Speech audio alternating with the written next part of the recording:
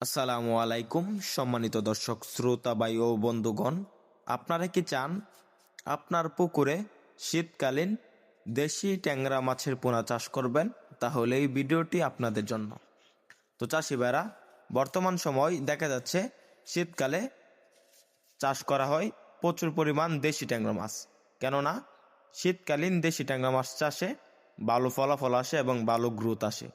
কেননা দেখা যাচ্ছে শীতকালে আপনার পুকুরে প্রচুর পরিমাণ জুট প্লান্টন এবং ছড়া প্লান্টন, ফুলজির বিভিন্ন প্রাকৃতিক খাবার উৎপাদন হয়ে থাকে।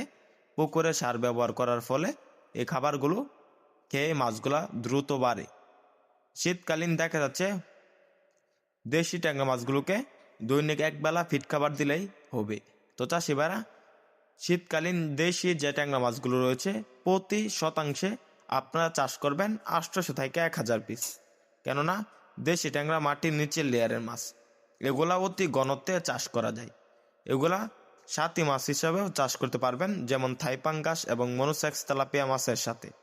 তো চাষি ভাইরা, দেশি যে ট্যাংরা মাছগুলো রয়েছে এগুলা দেখা যাচ্ছে মাত্র 6 মাস চাষ করলে 20 থেকে 25 পিসে কেজি আসবে, তখন এই মাছগুলা বাজারজাত করতে পারবেন। তো চাষি ভাইরা, দেখা যাচ্ছে এই মাছগুলা চাষ করতে চাইলে প্রতি কেজির পিছনে আপনার খরচ করতে হবে 100 থেকে 160 টাকা, আর বিক্রি করতে পারবেন 500 থেকে 600 টাকা। তো চাষি ভাইরা, আমাদের এখান থেকে পাইকারি এবং ফ্রি হোম ডেলিভারিতে দেশি ট্যাংরা মাছের পোনা ক্রয় করতে আমাদের এই স্ক্রিন দেওয়া নাম্বারে যোগাযোগ করেন।